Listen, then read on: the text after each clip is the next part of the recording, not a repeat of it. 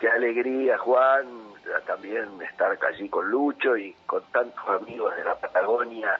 Y bueno, sé que lo siguen mucho ustedes, Radio Energía, y es una potencia vinculada además a temáticas que tienen que ver con la vida cotidiana, por lo menos mía, ¿no es cierto? Así que la verdad es una satisfacción. Bueno, muy amable por atendernos, Miguel. Bueno, a ver, me parece que es primero una Lástima los temas, ¿no? Que No, tenemos que tocar. pero podríamos hablar, Miguel, de lo lindo que está Esquel, Trevelin, Claro, toda esa zona cordillerana que a nosotros los santacruceños nos gusta tanto. Pero bueno, igual claro. Vamos a meter un bocadito al final de la charla como para que no sea todo tan amargo.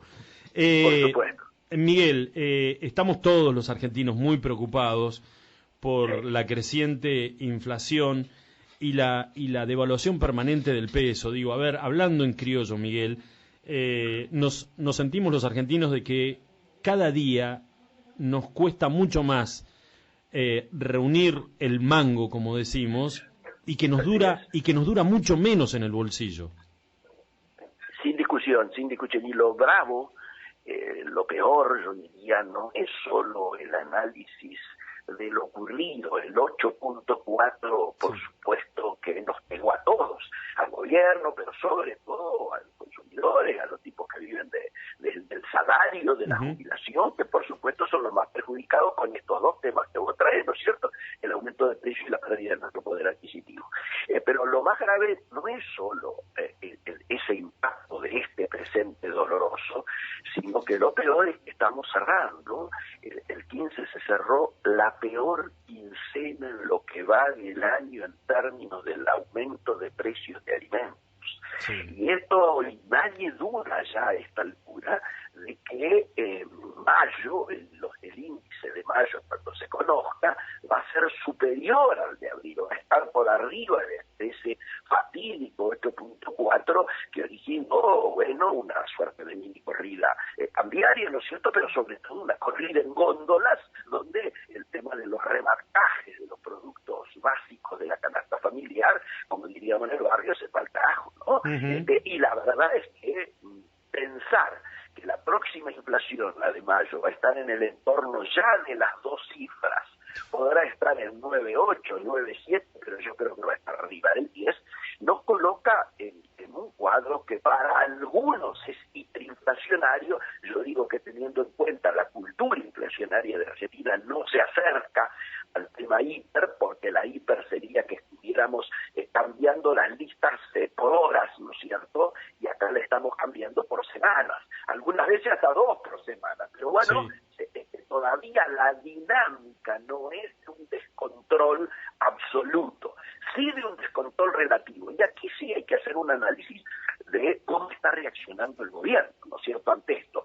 El paquete de medidas que conocimos el fin de semana, apurado, por supuesto, se conoce el viernes, por más que el gobierno ya manejaba eso, porque el propio presidente lo había adelantado en los reportajes de la mañana, que el índice venía muy mal, pero se pusieron a trabajar muy rápidamente para que las noticias de las medidas que se iban a adoptar estuvieran el domingo alrededor del mediodía, antes de que abriera la rueda del lunes. ¿Por qué? Porque recordemos lo que había ocurrido la vez anterior cuando se conoció el índice de abril, aquel 7.7. Inmediatamente el dólar pegó un pique hasta llegar a los 500. Y todos sabemos que en Argentina el famoso pass-through técnicamente, es decir, el pase a precios de la devaluación de nuestra moneda, va hacia arriba, pero no hay cultura de que baje. Cuando el dólar llega a 500, todos los precios se ubicaron con esa referencia, pero cuando bajó después a 4.70, 4.74, los precios no se retrotrajeron a ese nivel, sino que quedan en 500 como referencia. Recordemos ese meme donde aparecía el dólar de un dólar, ¿no sé, verde, y al lado el billete de 500 verde. Bueno, esta situación es la que se pretendió frenar ahora, y se logró hacer, yo diría, por pocos días. ¿Por qué? Porque entró a funcionar un rulo muy grande de los cueveros que compran y consiguen dólares a valor oficial y luego lo venden al blue, o consiguen dólares a aprovechando la diferencia entre el MEP, el contado con liqui, jugando con los bonos y los venden en el blue. Esto, en el día de ayer, tuvo un golpazo, yo diría, que marca las internas, la gravedad de las internas. ¿A qué me refiero? Ayer hubo una orden de Massa de no intervenir en el mercado, a diferencia de lo que había ocurrido de lunes a jueves, sí, que fue que habían tenido una intervención, pese a que el acuerdo con el Fondo Monetario Internacional impide que los dólares del central sean usados para intentar mantener el tipo de cambio controlado. Pese a esto, el viernes resolvieron dejar de intervenir.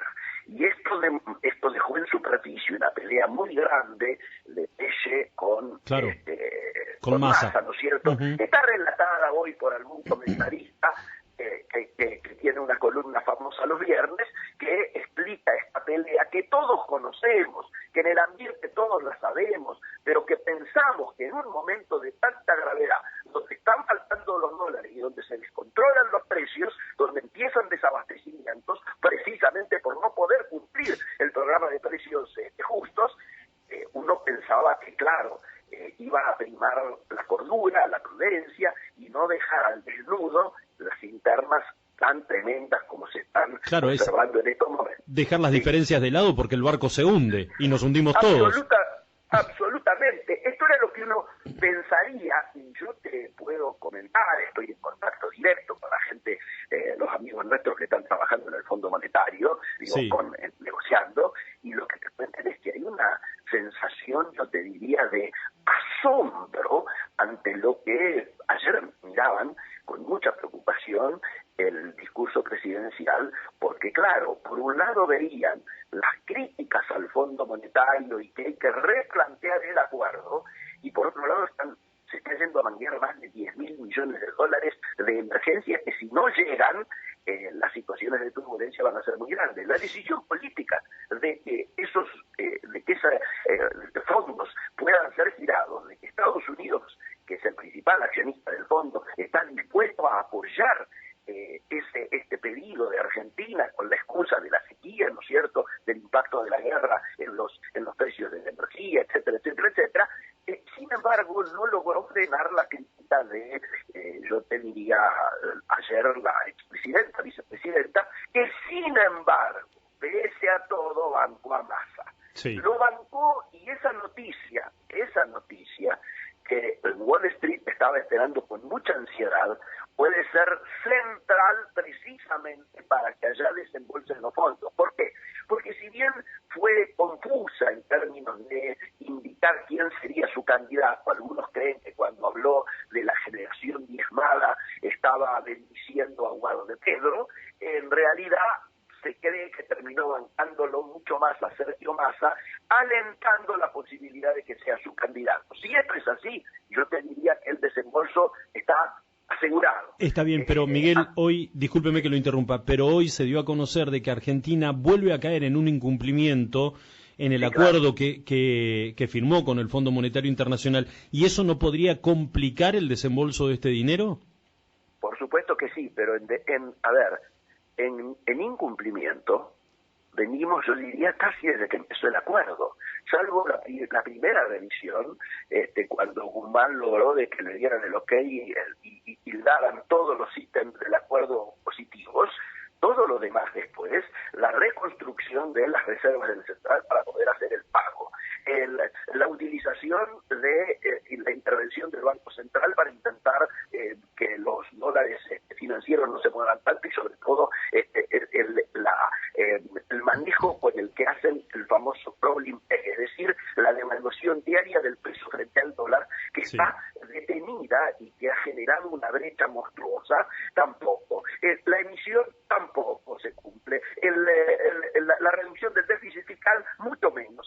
Sigue habiendo nombramientos, aumento, ¿no es cierto?, del gasto público, etcétera, etcétera. Es decir, el Fondo Monetario, por instrucción de los Estados Unidos, hace rato que viene, yo lo vengo caracterizando como en modo La Molina.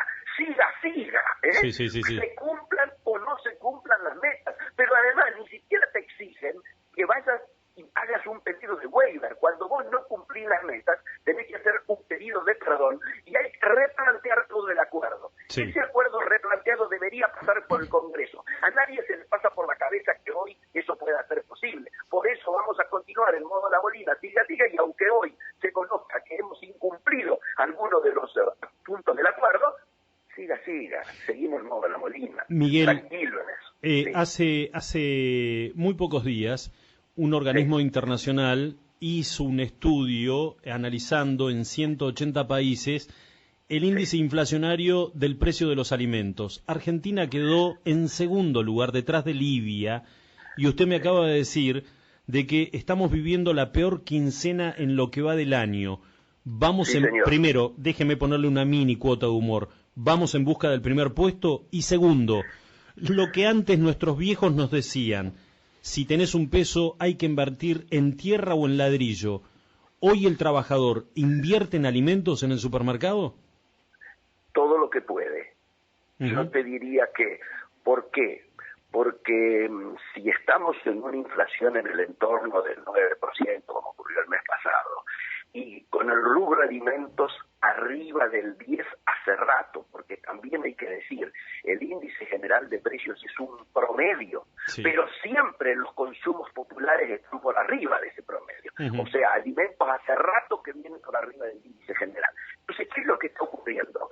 El estoqueo se ha convertido, yo te diría, en una suerte de apuesta segura.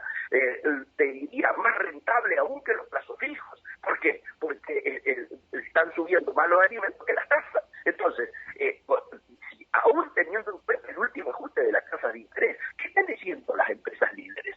Y bueno, están mandando listas de precios 2 veces por mes, algunas hasta 3 listas o 4 para hacer una lista por semana, todas van con aumento. Esto ha sucedido en los lácteos, pero también en galletitas. Vos mirás productos típicos, digamos, ejemplos de los integrantes de la canasta básica, como es el arroz y la yerba, han tenido incrementos ya en lo que va del mes, arriba del 30 y 35%. Pero además, ya las alimenticias, algunas de ellas, decidieron frenar las ventas de arroz en el día de ayer o antes de ayer. Ayer ya no había arroz en muchos lugares, que fue uno de los productos que sufrió más la sequía. También la producción cayó arriba del 30%. Es decir, si miramos los lácteos, alza de precios y desabastecimiento en muchas de las líneas. ¿Por qué? Porque lo que buscan las grandes lácteas es volcarse a fabricar unos productos que tengan mayor rentabilidad y que dejan de producir o de aparecer en contra de las leches fluidas, que son las más baratas. Claro. Es decir, hay un tironeo por ver quién estoquea. Los faltantes, porque obviamente las grandes no entregan. Y por otro lado, los consumidores, porque saben que comprando a comienzo de mes van a comprar más barato que a fin de mes. Es un tema casi obvio. Pero además, el gran problema es por qué se caen en los acuerdos de precios. Los acuerdos de precios eran un toma y daca. Es decir, yo, industrial de la alimentación, o yo, titular de las grandes superficies, sí y solo sí me das los dólares oficiales, te mantengo el precio con un crecimiento del 3.2% mensual.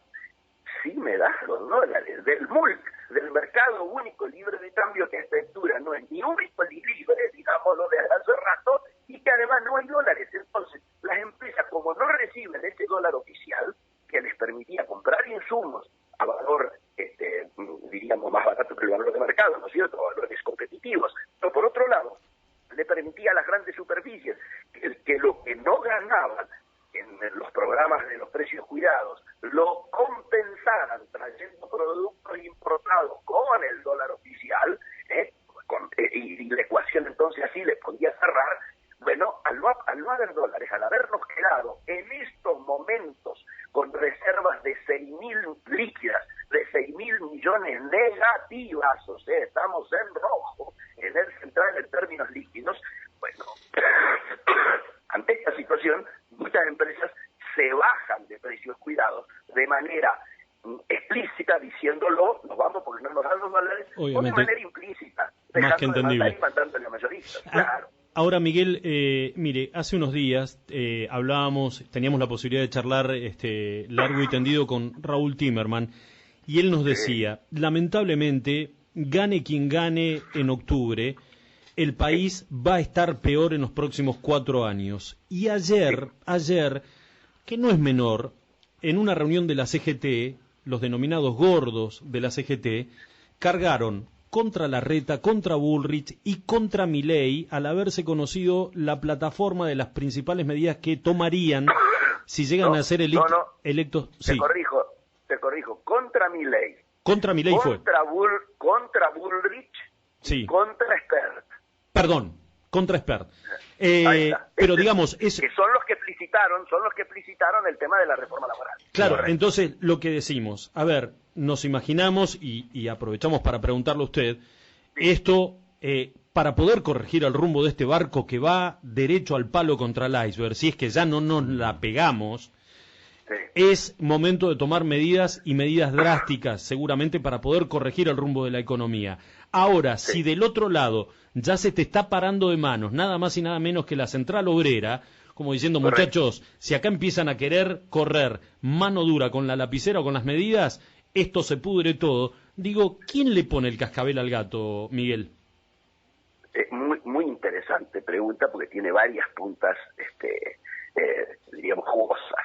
Sí. La primera, uno no sabe cómo le cae a la gente que la CGT salga a decir lo que dice, con razón, si no termina ayudando precisamente a los Milei de la vida. Sí. Que los gordos salgan, yo no sé si no termina siendo electoralmente favorable para los Milei de la vida. Primer asunto. Segundo, Raúl Perfecto. Es un gran amigo, suelo almorzar casi todos los viernes con él, tenemos un espacio común, y siempre discutimos este tema y coincidimos. Expectativas con que se tomen medidas de fondo con este gobierno, ya prácticamente es un no gobierno, o un gobierno donde hay un no presidente, es absolutamente imposible y nadie espera eso, tampoco en el fondo. Por eso lo que hablábamos del siga-siga, ¿no es cierto? Nadie tiene expectativas. Por eso asistimos al espectáculo en el cual, con medidas que operan sobre la micro, creen que van a poder modificar soluciones que solo pueden ser tomadas si se toman medidas de la macro.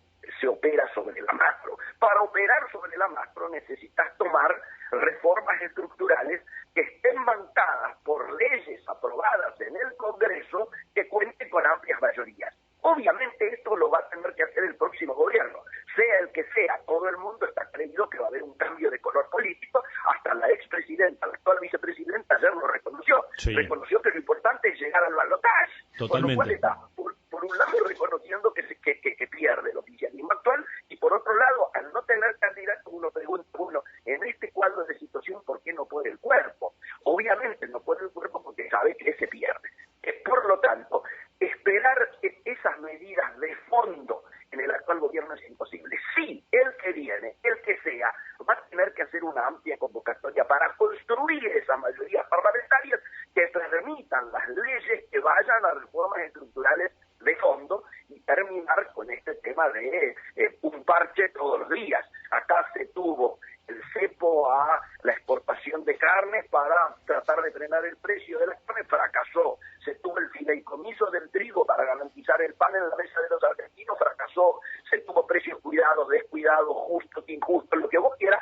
Todo ha fracasado porque eso es operar sobre los efectos y no sobre las causas. Es operar sobre la micro y no enfrentar un problema que es claramente de la macro, es claramente estructural en la Argentina. Y después hay que plantear un tema de volver a crecer. ¿Por qué vos decís este tema del año que viene, dicho por Raúl? Porque con él coincidimos en la caracterización de este año, del año que viene y del 25. Es lo mejor que nos puede ocurrir en el 25. Es decir, estábamos para este año pensando que íbamos a estar en esta inflación. O sea, estancamiento con alta inflación. Resulta que ahora, después de los primeros 3 meses, ya replanteamos que estamos en receflación, es decir, en caída de niveles de actividad, caída de consumo, como ya todo el mundo lo ha verificado, con alta inflación. Por lo tanto, lo que queda del año es muy grave. Yo vengo diciendo, estamos viviendo los peores 4 meses de los próximos 20 años. Para el año que viene, lo mejor que nos puede ocurrir es volver a esta desinflación, es decir, dejar de caer y mantener el nivel de actividad que se alcance con alta inflación. Y recién en el 2025 volver a plantear un tema de crecimiento. Hace 14 años que no crecemos. En el 25 van a ser 14 años sin crecimiento. No puede pensarse un programa de estancamiento, de estabilización, un programa antiinflacionario, si no se plantea un plan de desarrollo, un plan de crecimiento, un plan precisamente antiinflacionario, de estabilidad, que tenga elementos no recesivos, que nos permita volver a tener algún tipo de esperanza. Por supuesto que las cargas de los esfuerzos tienen que estar repartidas de manera más justa, ¿no es cierto?, más equilibrada, y no siempre los sectores más débiles de nuestra cadena social ser los que terminan haciendo los mayores aportes o los mayores sufrimientos. Totalmente. Daniel, permítame una reflexión. El tema es cómo llegamos en pie al 2025. Digo, ya vamos a las patadas transitando el 2023. Vamos a llegar, pero con el último aliento al 2025. Ese es el gran problema. Y usted habla de ciertas medidas que son incongruentes. Y usted sabe que el lunes, analizando un poco las medidas con mucha humildad, lo digo porque no soy, pero ni cercano a alguien que entienda minuciosamente la economía como la entienden ustedes. Pero digo, analizando algunas de las medidas que trascendieron y que había tomado Massa, digo, se hablaba, por ejemplo, de un alivio fiscal, pero alivio fiscal resulta que nos venimos a enterar con la posibilidad de reprogramar deudas a 84 cuotas, pero resulta que el alivio fiscal es para aquellos que no han pagado o han dejado caer planes que ya tenían, y aquel que viene teniendo los números en regla, pagando con sangre, sudor y lágrimas, ese queda exento, ese no puede acceder al tubo de oxígeno. Entonces uno dice, a ver, ¿esto qué es el reino del revés? Tengo que mandar todo al tacho, no pago, me desentiendo de todo, y seguramente este gobierno me va a beneficiar con una medida. Y bueno, y sí, si vos entras a mirar el paquete en conjunto, que por supuesto es un paquete incompleto, ya han anunciado que va a haber nuevas medidas completando ese paquete, uno nota muchas contradicciones. La primera es esta que vos decís, y la segunda es el mensaje en términos, te diría en dos rubros más. Uno, en términos de tasas. Se le pide a los bancos que mantengan el programa Ahora 12 y que baje la tasa de la Ahora 12. Y por otro lado se sube las tasas para que la gente deje de ir al dólar y se quede en pesos. Entonces, se bajan las tasas y se suben las tasas. Pero algo mucho más contradictorio, que ustedes lo van a entender mejor como cualquier tipo del interior que está vinculado a economías regionales lo va a entender. Mucho más contradictorio es esta medida que yo la denomino fulmito para la tribuna, es que el mercado central salga a importar alimentos sin aranceles. ¿Qué quiero decir? Primero tiene un gran, diríamos, conflicto en cuanto a lo que dice la carta diríamos, funcionamiento la oferta orgánica del propio mercado central, que impide esto, que es para vender producciones locales de manera directa sin intermediarios, este es el eje central, para poder abaratar precisamente precios y para mejorar la rentabilidad del productor y mejorar el precio final para el consumidor, es decir, mejorar las dos puntas. Pero por otro lado, es un organismo que depende de nación, de provincia y de ciudad, con lo cual tiene que pasar esas carpetas para transformarse y poder presentarse ante el Registro Nacional de Importadores para poder empezar a importar, si es que lograsen salvar la limitación de la propia Carta Orgánica del Central. Todo eso lleva un tiempo, por lo tanto, es claramente fulvito para la tribuna. El segundo elemento de esta medida es que le da un mensaje muy triste a las economías regionales. ¿Por qué? Porque las economías regionales estaban esperando que saliera el dólar soja, en lugar del dólar soja 3, que saliera el dólar lana, el dólar Malbec, el dólar fruta fría, el dólar de las flores que se están exportando, el dólar limón, el dólar tabaco, el dólar yerba, el dólar arroz. ¿Para qué? Para no seguir subsidiando desde esas economías a las economías centrales de los productores de granos. Entonces, parecía necesario que los gobernadores de cada una de esas provincias salieran en defensa de sus economías regionales y junto a los representantes empresarios de esas economías y de los trabajadores reclamaran una igualdad de trato. Bueno, en lugar de recibir eso, que también esas economías se han visto recontra afectadas por la sequía, lo que reciben es que van a tener una competencia desleal con gente que traería sus producciones a más bajo precio porque no le cobrarían aranceles. Es un chiste, estamos subsidiando de esa manera el trabajo extranjero. Con lo cual la pregunta es, si no hay dólares ni siquiera para traer los insumos, los fertilizantes para la próxima siembra, ¿va a haber dólares para darle a importadores que van a hacer algún negocio interesante desde el mercado central? Porque alguien va a operar eso, ¿no es cierto? Miguel, es una charla sumamente interesante y la verdad que uno podría estar aprovechando la claridad que usted tiene para poder explicar las cosas. Podríamos estar hablando muchísimo tiempo más. Sabemos que es un hombre sumamente ocupado. Le queremos agradecer de corazón la posibilidad de habernos permitido comunicarnos con nosotros y cerremos con algo un poquito más tranca. Como hombre patagónico, ¿hace cuánto que no se come un buen corderito? No. Epa. Estuve hace 15 días en Esquel, porque tengo una amiga que va de candidata a intendente ahí en Esquel ahora, Maru Estefanía, con la cual ella y sus amigos, todo el grupo de amigos, estuvimos en algún restaurante donde el corderito patagónico, por supuesto, que yo extrañaba todo. Pero yo sufría porque cuando vivía en la Patagonia me hacían comer sopa de capón. Sí, ¿no le gusta? La sopa de capón venía con una capa de grasa arriba que yo, tenía 5 o 6 años, me generaba todavía un recuerdo que no olvido más. Hacía el camino hacia la costa, desde Trevelin, mi padre era el director de la escuela que hoy lleva su nombre, desde Trevelin hacíamos todo, pasábamos por Cajón de Cerveza Chico, bajo la herrería, el plumero, hasta llegar al mar, y en todos esos lugares era un clásico, el capón y la sopa de capón. Claro, y especialmente para la gente que trabajaba en el campo, porque después de una sopita de capón, esos muchachos salían a caballo a alambrar, a hacer lo que sea, un poco más en cuero. No sé cuántas calorías. No se enfermaban nunca, Miguel. Si Cormillot los veía, se suicidaba. Miguel, ha sido muy agradable charlar con usted y le mandamos un abrazo muy caluroso desde el sur argentino. Por favor, y sepan que estoy a disposición. Para mí siempre es un placer salir en la radio patagónica. Bueno, muy amable. Gracias, Miguel. Que tenga buen día. Hasta luego.